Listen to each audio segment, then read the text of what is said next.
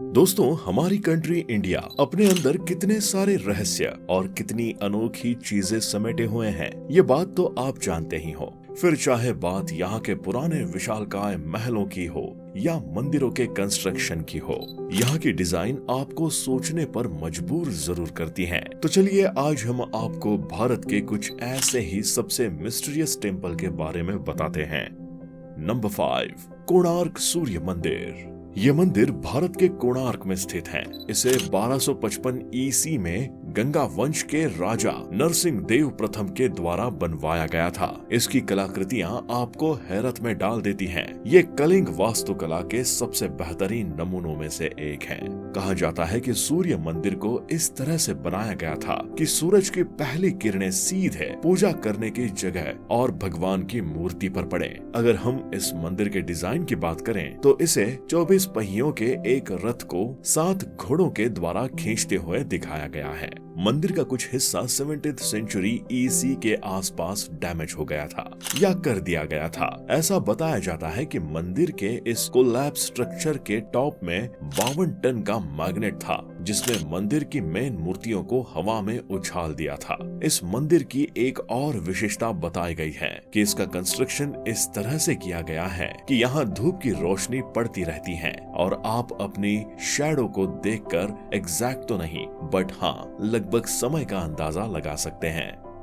Number 4, Brihadeshwara मंदिर। ये मंदिर भारत के तंजौर में स्थित है, जिसे 1010 ईसी में चोल शासक प्रथम राजराज चोल ने बनवाया था। ये भारत के सबसे बड़े और विशालकाय मंदिरों में से एक है और इसीलिए इसका नाम भी बृहदेश्वर रखा गया है। इसको बनाने में लगभग 1,30,000 टन ग्रेनाइट का इस्तेमाल किया गया है। एक बड़े से ग्रेनाइट को कटिंग्स करके और उसे शेप देकर इस मंदिर के ऊपर के गुंबद नुमा हिस्से को बनाया गया है। अगर हम इस ग्रेनाइट पत्थर के वेट की बात करें तो इसका वेट लगभग 80 टन के बराबर है और इसे टेम्पल टावर के सबसे ऊपर प्लेस किया गया है। इसी में अगर हम टेम्पल टावर की हाइट की बात करें, जिसे विमानम के नाम से भी जानते हैं, तो इसकी हाइट 66 मीटर या 216 फीट है। लेकिन अगर हम इन सब नंबर्स को ध्यान में रखें तो एक बार को ये सोचने पर मजबूर जरूर होते हैं कि तब के समय में इतने हेवी पत्थरों को मजदूरों ने आखिर कैसे इतनी हाइट तक ऊपर पहुंचाया होगा, क्योंकि तब तो हमारे पास इतनी मशीन भी नहीं थी और न ही तब हमें साइंस की इतनी समझ थी। बिना किसी क्रेन के इतनी हाइट पे इस पत्थर को प्लेसमेंट आज भी लोगों के लिए एक चर्चा का विषय बना रहता है।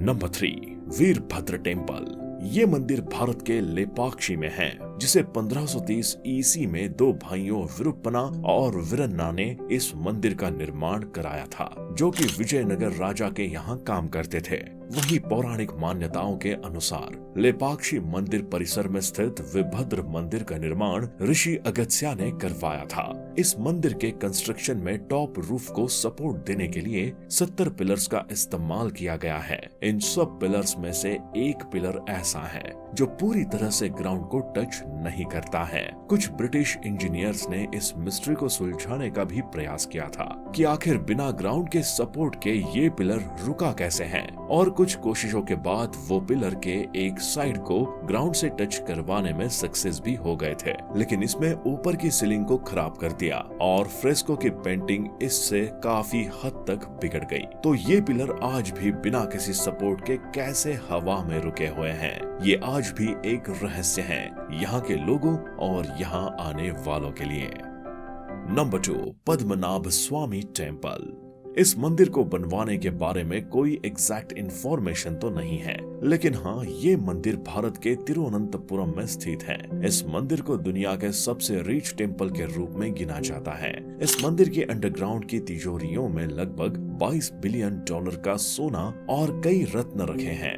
आज तक इन 8 वॉल्ट में से सिर्फ 5 वॉल्ट को ही अभी तक खोला गया है। इसमें वॉल्ट बी आज तक मिस्ट्री बनी हुई है, जिसे आज तक ओपन भी नहीं किया गया है।